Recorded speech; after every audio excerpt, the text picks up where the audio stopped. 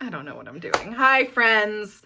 I forgot what my intro is. This is a great start to my video. So you're a licensed foster parent. You just got your license. How long till you get a placement? I see this question more than any other question on the foster parent support groups I'm on Facebook. That is the number one question I see. So yeah, let's address that today. And as always, let's clear some elephants out first. Yes, I have changed my hair color yet again. Yes, it is split hot pink, light pink.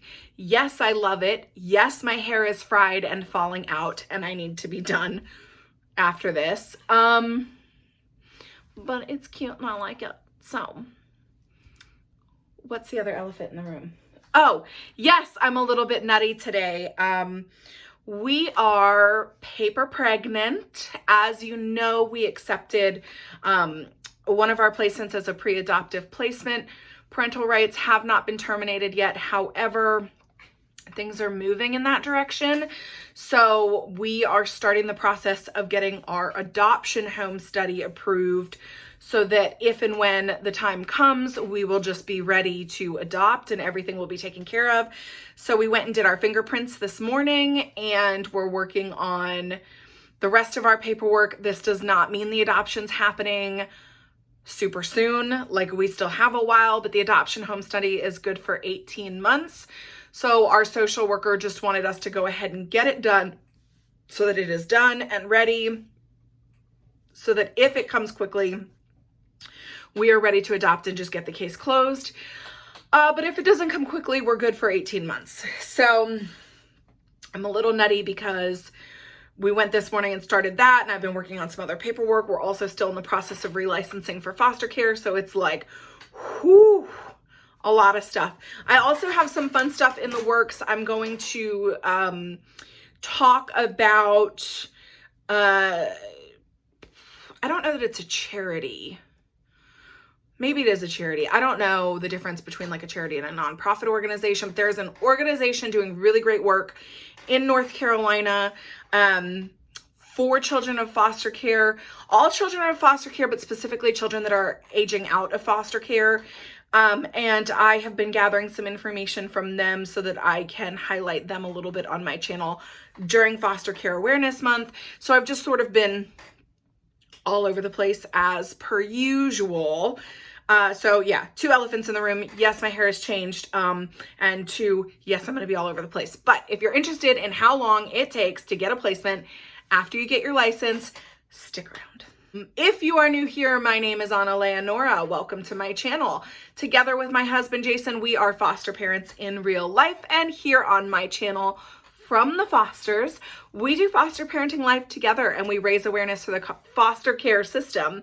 So if any of that interests you or you know anyone who's fostering, you're a teacher and have foster children in your classroom, anything like that, consider liking, subscribing down below. You can always send my link to people who are in the foster world, thinking about the fostering world, work with children who might be in foster care, like daycare workers, teachers in the healthcare field, etc., so that we can spread the word about foster care.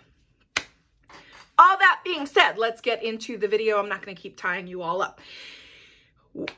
I have my foster license. Now, how long till I get a placement? Like everything else in foster care, it depends on a whole lot of things. So I'll tell you some of the things that it depends on and why it depends on those things. And we'll just kind of leave it at that because there's no way for me to tell you exactly how long it's going to take.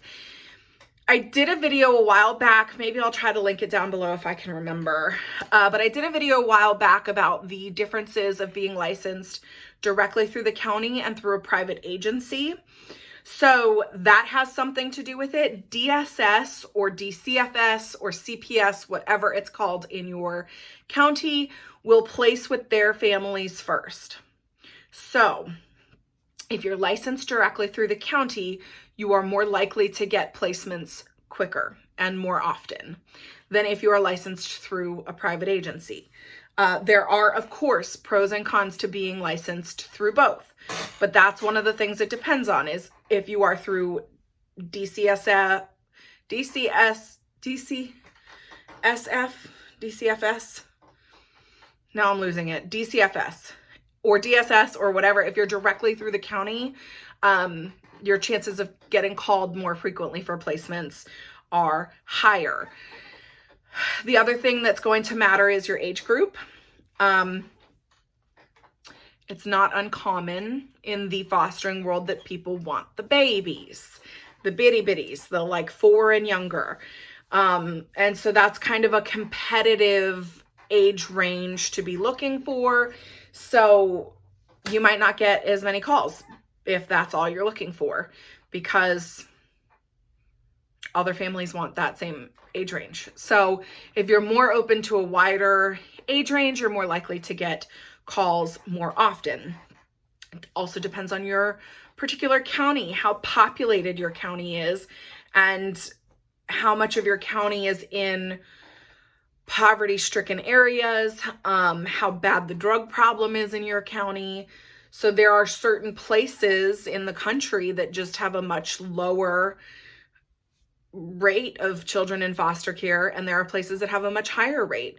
One of the highest in the country is Los Angeles in California. For whatever reason, there is a huge, insanely large amount of children in foster care in that county. As you saw in one of my past couple videos from last week, Texas is having a hard time with their foster care system right now. And there's a lot of people in my particular county. We have a really bad opiate problem where I live. We are in a port city, and we are halfway between Miami and New York. So we are a meeting place for a lot of drug smuggling. And we have a big drug problem here. So we have a lot of children that come into foster care. Not all counties do. So that's part of it. Part of it is how many foster families are in your area. The more families there are, the more families they have to call with placements. The less families there are, the more likely you're going to get phone calls. Are you open to sibling sets, or are you going to take one child and that's it? If you're open to sibling sets, you're going to get calls more often. The other thing that has very significantly impacted COVID has impacted the foster care rate of entry, at least recently, has been the COVID pandemic. As you know, in 2020, a lot of schools stopped operating in person. A lot of people stopped going to the doctors. A lot of kids stopped going to daycare. People who are mandatory reporters, teachers, daycare workers, healthcare workers, who were seeing these children on a regular basis and were able to make reports of concerns of abuse or neglect, were now no longer seeing the children. They weren't coming to school. They weren't going to daycare. They weren't going to the doctor for routine visits because nothing was open. So there was a big decrease in the amount of children coming into foster care at the beginning of the pandemic. Of course, through the pandemic, a lot of people have lost wages and other things that are leading to a factor of now an influx of children coming in. But yeah, things like the pandemic can affect how many children and placements that you get called for. So all of that being said, there's a whole lot of factors that affect it. So that being said, it really can range. I have heard of people through private agencies that don't get calls for placements 2, 3, 4 months after being licensed. And then I hear the opposite. I've actually heard people licensed through DCFS or DSS, the department, the county, people licensed directly through the county who actually get called for placements before their license is even actually given to them. Like their application is sent, but they haven't officially been licensed yet, and they're getting calls. My husband and I, the day that our license came in the mail, so you're licensed the day they issue it which is a couple days before you get it in the mail, as you know, with the Postal Service. So we had been licensed a couple days, but the day that it came in the mail to our house was the day we got our first placement. So immediately for us and a lot of other families. But again, I have heard of situations where people don't get calls for children for 2, 3, 4, 5, 6 months. And so it really just depends on a lot of factors.